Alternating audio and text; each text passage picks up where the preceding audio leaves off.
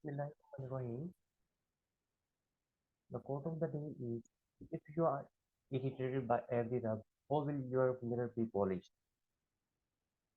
Today, our topic of discussion is greenhouse effect. I am Dr. Muhammad Awais and I am giving presentation under the kind supervision of Professor Dr. Saira Afzal.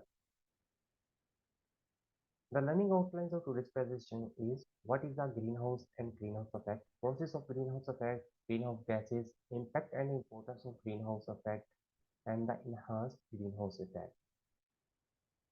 By the end of this presentation, participants will be able to have understanding of greenhouse effect and its impacts on environment and human health. Earth's atmosphere. As the atmosphere has five major and several secondary layers, from lowest to highest, the major layers are the troposphere, stratosphere, mesosphere, thermosphere, and exosphere. Now, the troposphere. Earth's troposphere extends from the Earth's surface to about 12 kilometers in height, yet this very shallow layer is tasked with holding all the air plants needed for photosynthesis and animals need to breathe, and also contains about 99% of all water vapors and aerosols suspended in the atmosphere. Most of the Earth's weather happens here, and almost all clouds that are generated by weather are found here. The next layer is the stratosphere. It is located between approximately 12 and 50 kilometers above Earth's surface. The stratosphere is perhaps the best known as home to Earth's ozone layer, which protects us from sun's harmful ultraviolet radiation. The next layer is the mesosphere. It is located between 50 and 80 kilometers above Earth's surface. The mesosphere gets progressively colder with altitude. In fact, the top of this layer is the coldest place found within the Earth system, with an average temperature of about minus 85 degrees Celsius. The next layer is the thermosphere. It is located between 80 and 700 kilometers above the Earth's surface. It is about both cold and water vapor free. The International Space Station's orbit in the thermosphere. The last layer is the exosphere. It is located between about 710,000 kilometers above Earth's surface, the highest layer of the Earth's atmosphere, and its top merges with the solar wind. Molecules found here are of extremely low density, so this layer does not behave like a gas, and particles here escape into the space. Most Earth satellites orbit in the exosphere. These are the layers of the Earth.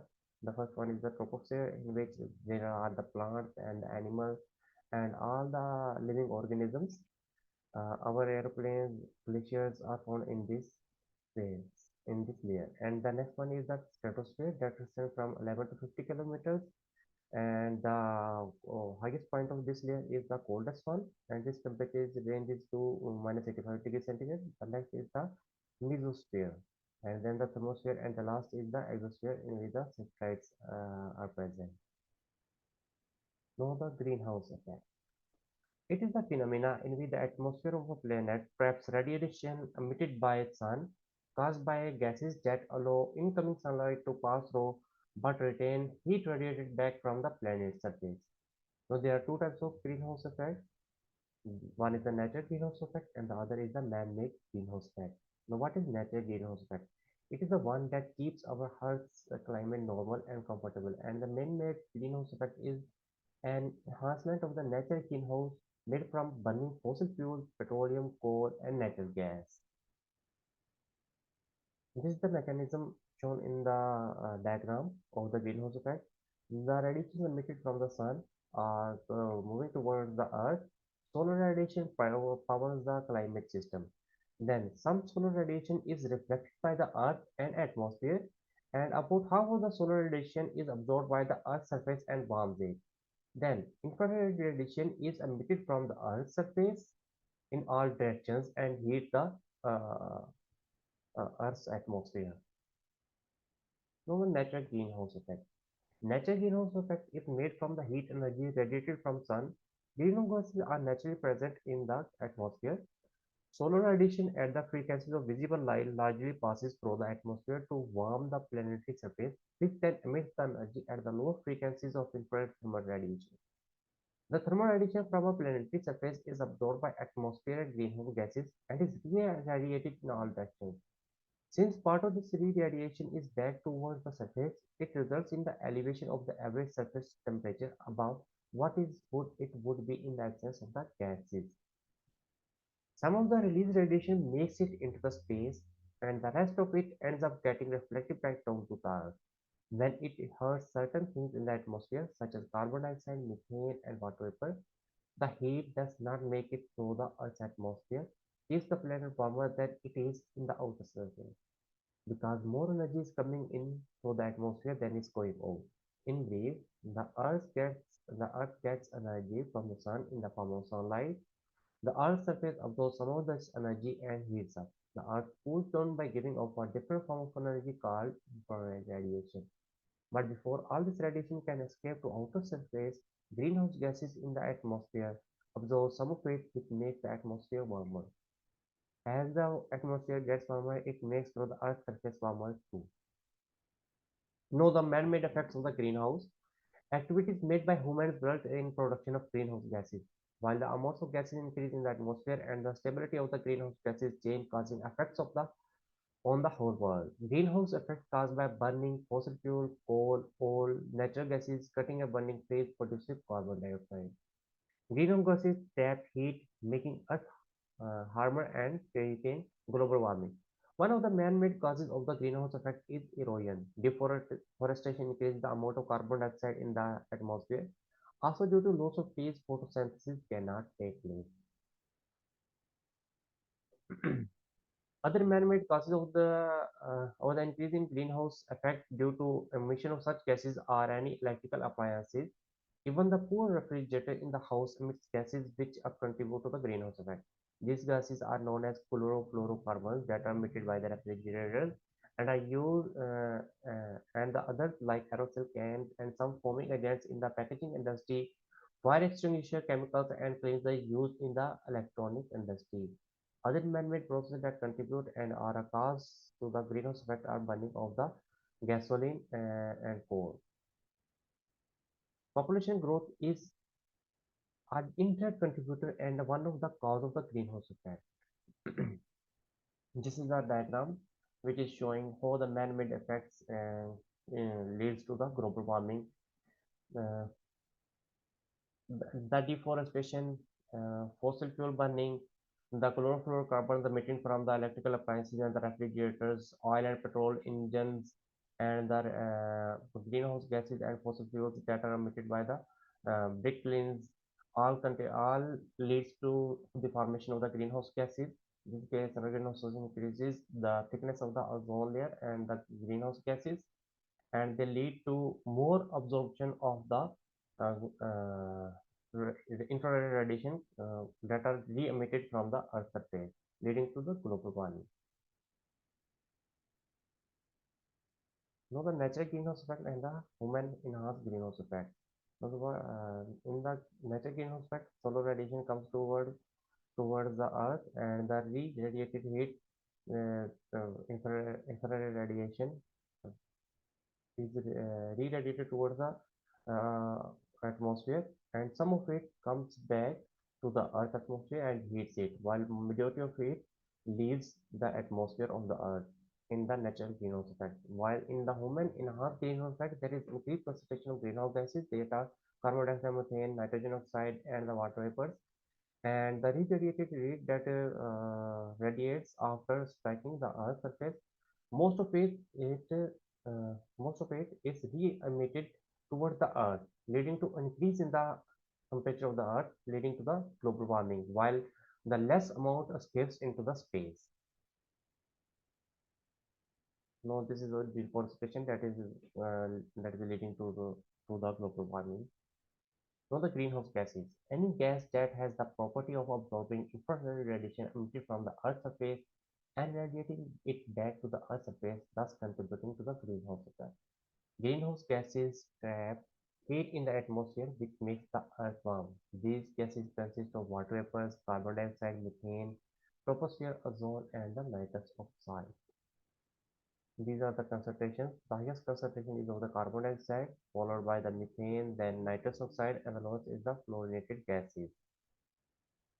The fluorinated These gases are emitted from the electricity, appliances, commercial and residential burning of the fossil fuels. 20% in the industry is contributing 20% to the greenhouse gases, and agriculture is contributing 10%, and the transportation is contributing 28%. While the highest share in the greenhouse gases is of the electricity and fossil fuel burning. Now, how greenhouse gas warms our planet?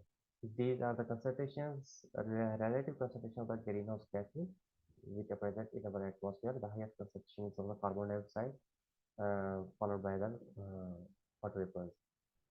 And these are the global warming potential of human-generated greenhouse gases and it is a measure of how much heat each gas traps in the atmosphere related to carbon dioxide. So this is the fluorinated gases that are notorious uh, for the global warming potential that has a global warming potential of 1,000 times of the carbon dioxide.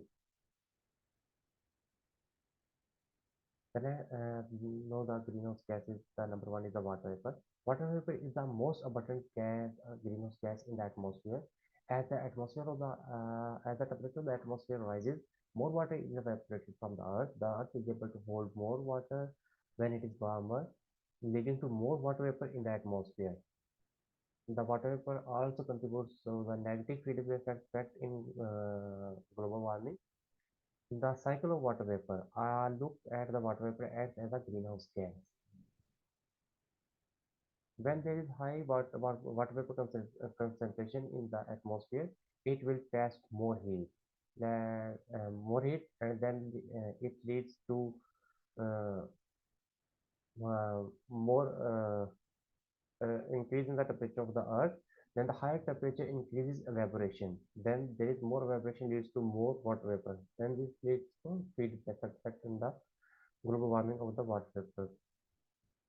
The next is the carbon dioxide. Both man-made and naturally produced accounts for about 385 ppm of the atmosphere, and it is responsible for about 25% of the natural greenhouse effect on the earth. Carbon sinks help to remove carbon dioxide emission from the air. So what is carbon sink in carbon source? Carbon sink is anything that absorbs more carbon from the atmosphere than it releases. For example, the plants and the oceans and the soil.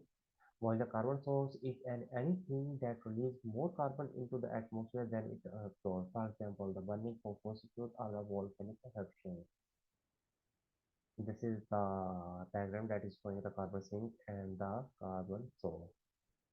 These are the sources of the these are these are the carbon sinks, while the fossil fuel burning and the deforestation is the carbon sink. So the other gases are the methane, ozone, and nitrous oxide. Methane is produced by human sources and naturally, and in less quantities of methane in the atmosphere than the carbon dioxide. Methane molecules are more capable of absorbing thermal energy than carbon dioxide molecules. Fossil fuel production and biomass burning are major human sources of human methane emissions. Now, let's see the ozone. It exists naturally, creates the layer protecting the earth from the sun's high energy UV radiation, and it acts as a greenhouse gas in the troposphere. Then the the next gas is the nitrous oxide. It is produced naturally and by human sources. It lowers density in our atmosphere than carbon dioxide. The molecules are 300 times more effective as a greenhouse than the carbon dioxide molecules. So the artificial greenhouse effect.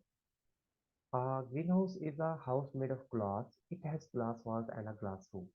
People grow flowers and other plants in them. A greenhouse stays warmer inside even during winter.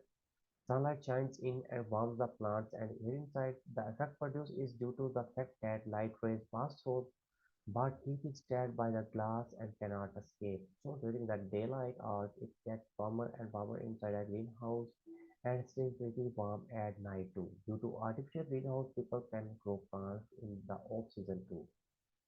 This is the this is the picture of the greenhouse. Now some simple ways to beat the effect. Use less cars or find another way to travel in order to prevent the Earth's natural resources. Reuse Household items that make our landfills don't fill so quickly. Decompose your leftover fruit and vegetable plants. It can give you rich soil and also reduces the amount that goes into your landfills. Don't sit around the house wasting electricity when you can be outdoors and playing in the sun. Recycle your paper, beverage containers, milk jars, and tin cans so that they can be used to make new material and so that we don't waste natural resources. Plant trees. If you have the means to plant a tree, start digging. Trees absorb carbon dioxide and give off oxygen. A single tree will absorb approximately 1 ton of carbon dioxide during its lifetime. Buy energy efficient products. Home appliances now come in a range of energy efficient models, and compact fluorescent bulbs are designed to provide more natural looking light while using far less energy than standard light bulbs. Replace your light bulbs with compact fluorescent light bulbs. Now the importance and impact of greenhouse effect. The greenhouse effect is important because it contributes to the survival of life on Earth. Without these greenhouse, all radiative heat would be lost into space and the surface of the Earth would be cold and barren. This natural phenomenon acts like a blanket around the Earth and it is essential for the life. The greenhouse effect is a major factor in keeping the Earth warm because it keeps some of the planet's heat that would otherwise escape from the atmosphere out to space. In fact, without the greenhouse effect, the Earth's average global temperature would be much colder, and life on Earth, as we know, it would not be possible. The difference between the Earth's actual average temperature, 14 degrees centigrade, and expected effective temperature just with the sun's radiation, minus 19 degrees centigrade, gives gives us the strength of the greenhouse effect, which is about 33 degrees centigrade. So the conclusion is that greenhouse effect is very important for the survival of life on Earth. Without the greenhouse effect, the Earth would not be warm enough for humans to live. But if the greenhouse effect becomes stronger, it could make the Earth warmer than usual. Even a little extra warming can cause problems for humans, plants, and animals. No time for the recent advances. Mm, The title of the first article is Global Climate Change and Greenhouse Effect. This paper analyzes the dynamics of greenhouse gas emissions. Climate change has many consequences on human health throughout the world. The growth of greenhouse gas emissions is viewed as a cause of the infectious and non-infectious diseases, negative effects on nutrition, water security, and other social disruptions. The global average temperature gradually increased, and the atmospheric carbon dioxide concentration has exceeded 400 ppm due to intensification of greenhouse effect. The method of energy balance was featured to stimulate the trends in greenhouse gas emission forecast in different sectors until 2030. Through sensitivity analysis, we found that the reduction of anthropogenic carbon dioxide emission from people, that are the cars and households, would de-escalate the consequences of the above trends. Emissions are mostly associated with industry. The second article is the public health implication of the Paris Agreement, a modeling study. The methodology is that modeling the energy, food and agriculture, and transport sectors and mortality related to risk factors of air pollution, diet, and physical activity. They analyze the health co-benefits of existing nationally determined contributions and related policies, i.e. the current path-based scenarios for 2040, for the year 2040 in 9 countries around the world. They compare these health co-benefits with two alternative scenarios, one consistent with the goal of Paris Agreement and the Sustainable Development Goals, such as the Sustainable Pathway scenarios, and one in line with the Sustainable Pathway scenarios, but also placing health as a central focus of the policies that are the health in all climate policy scenarios. Their finding is that compared with the current pathway scenario, the sustainable pathway scenario resulted in an annual reduction of 1.18 million air pollution related deaths, 5.86 million deaths, diet related deaths, and 1.15 million deaths due to physical inactivity across the nine entities by 2040. Adopting the more ambitious health in our climate policy scenarios would result in a further reduction of 462,000 annual deaths attributed to air pollution and 572,000 annual deaths attributed to diet and 943,000 annual deaths attributed to physical inactivity. These benefits were attributable to the mitigation of direct greenhouse gas emissions and the commensurate actions that reduce exposure to harmful pollutants as as well as improved diet and safe physical activity. A greater consideration of health in and disease and climate change mitigation policies has a potential to achieve considerable health benefits as well as achieve the well-known 2 degree centigrade movement across a range of regional and economic contexts. Now the time for the MCQ.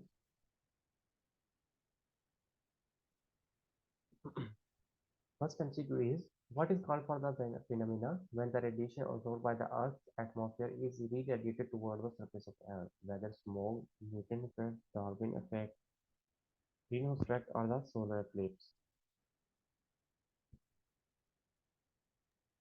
Greenhouse effect. Yes, the correct answer is the greenhouse effect. Second MCQ is which is the most abundantly formed greenhouse gas and main feedback gas of the greenhouse effect, whether carbon dioxide, water vapor, methane, nitrous oxide, or methane. A. Carbon dioxide. No, this is the water vapor. This is the most abundantly formed greenhouse gas, and it also acts as a feedback gas of the greenhouse.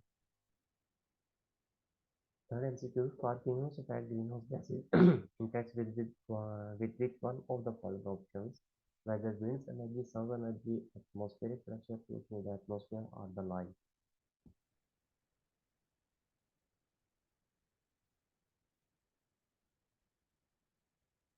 It's sun energy. B. Yes, B is the correct option. What MCQ is known by the use of modern technology of artificial greenhouse, we are able to grow off-season vegetables. The basic mechanism of artificial greenhouse is by increasing light provision to plants, increasing heat provision to plants, preventing excessive winds to plants, preventing insects to plants, or preventing pollution to plants. Which is the correct option?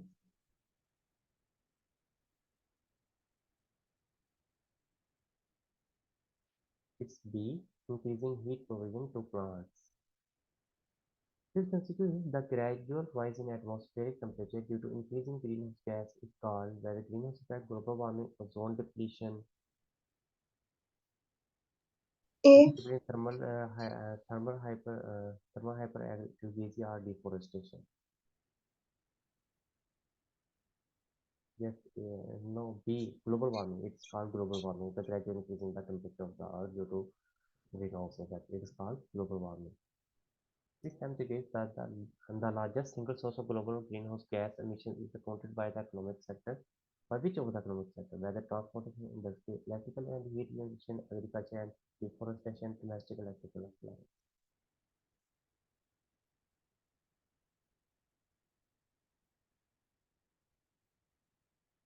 It's electricity and heat generation.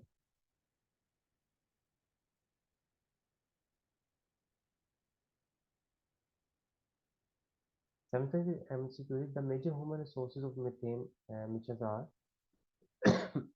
sorry, fossil fuel production and livestock burning, fossil fuel production and biomass burning, fossil fuel production and agriculture, fossil fuel production and biofuels, fossil fuel production and natural gas burning. What do you think? Which is the major human resource of methane emissions? B. Yes, B is the correct option. Eighth MCQ is why heat trapping by garden greenhouse is called greenhouse effect. Whether due to garden greenhouse is permeable to both heat and sunlight, garden greenhouse is permeable to sunlight, is impermeable to sunlight, garden greenhouse is permeable to sunlight and impermeable to high heat, garden greenhouse is impermeable to both sunlight and heat, garden greenhouse is impermeable to UV radiation. Why it is called greenhouse effect? C. Yes, C. C is the correct option as it is permeable to sunlight while it is impermeable to heat. That its mechanism that leads to increasing the temperature inside the greenhouse. Ninth MCQ is why the temperature inside the car is much warmer than the outside temperature than the car that has been left parked in the sun for a couple of hours. Whether due to air pollution, due to smoke, due to sudden climate change, due to greenhouse gas, or due to heat of engine after switching off.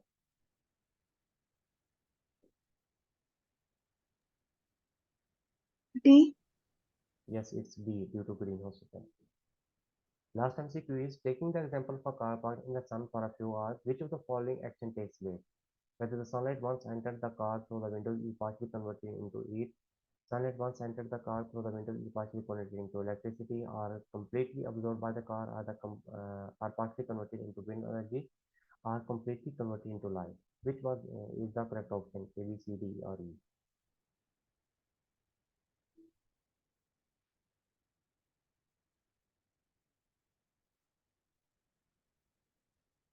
It's A. alpha.